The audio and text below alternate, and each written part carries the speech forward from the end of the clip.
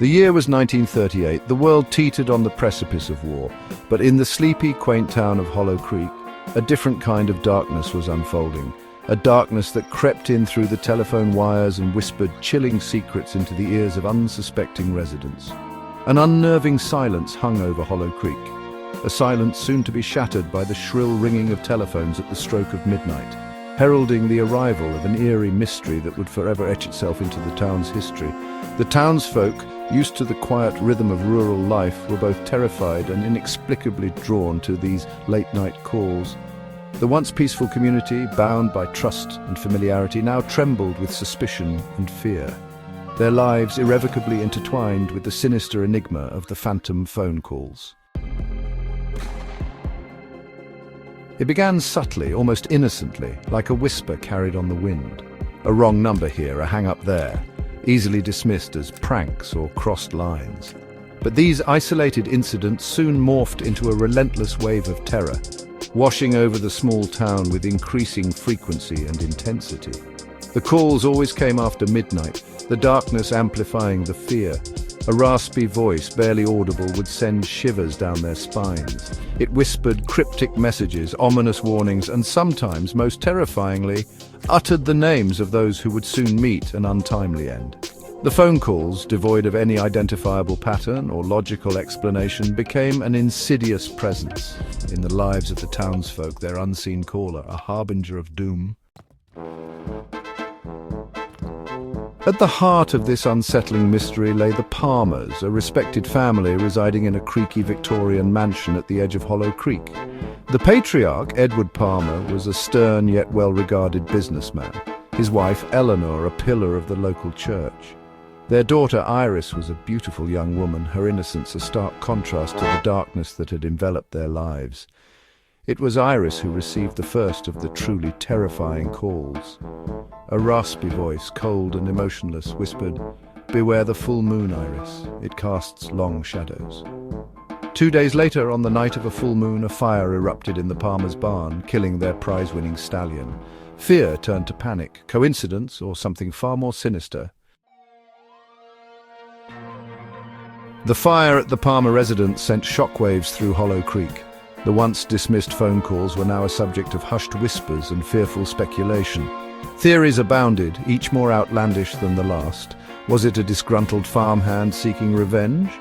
Or a jealous competitor of Edward Palmer's, resorting to fear tactics? The local constable, a portly, well-meaning man named John Riley, found himself out of his depth. The phone calls, untraceable with the limited technology of the time, were like phantoms themselves, leaving no trace but a trail of fear and paranoia in their wake. The once peaceful community was now a hotbed of suspicion, everyone eyeing their neighbor with distrust. The first twist, a voice from beyond. The calls continued, each one pushing the townsfolk further into the abyss of fear. Then came a call that chilled them to their very core. Old Mrs. Hawthorne, a woman known for her morbid fascination with the spirit world, claimed to have received a call.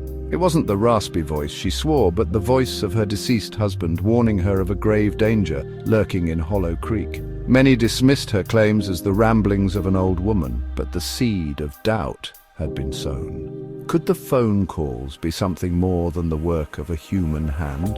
Was it possible that a supernatural force was at play, using the telephone as a conduit to torment the living? The investigation deepens.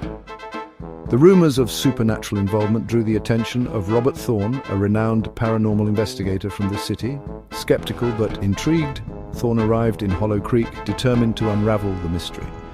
His presence, a beacon of hope in the darkening landscape of fear, offered a glimmer of solace to the terrified townsfolk. Thorne, with his sharp intellect and unwavering resolve, began his investigation. He meticulously interviewed the victims, studied the patterns of the calls, and even consulted with telephone engineers, hoping to find a logical explanation for the seemingly impossible. His investigation, however, only deepened the mystery, revealing inconsistencies and dead ends that defied any rational explanation. The second twist, the accusation. Thorn, despite his initial skepticism, found himself drawn into the web of fear and paranoia that had ensnared Hollow Creek. The calls were too specific, the timing too perfect, the fear they elicited too real to be easily dismissed. Then came a shocking development. Iris Palmer, in a state of near hysteria, accused Robert Thorn himself of orchestrating the calls. Her accusation, fueled by a recent call that mentioned details Thorn had uncovered in his investigation, sent shockwaves through Hollow Creek. Could the man they had placed their hopes in, their savior from the darkness, be the very source of their terror? The town once again found itself divided, torn between their fear of the unknown and their newfound suspicion of the outsider who had promised them answers. A community divided. The accusation against Thorn fractured the already fragile peace in Hollow Creek. Some, clinging to their belief in his innocence, saw it as a desperate attempt by a terrified young woman to find a scapegoat. Others, fueled by fear and paranoia, readily embraced the possibility of Thorn being the phantom caller.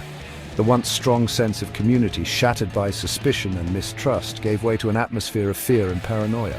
The phone calls, now a constant reminder of their collective vulnerability, continued unabated, their grip on the town tightening with each passing day. The unsolved mystery.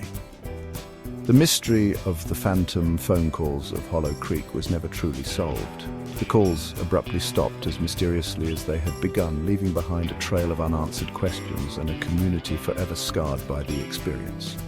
Robert Thorn, his name cleared but his spirit shaken, left Hollow Creek, taking with him the secrets he had uncovered.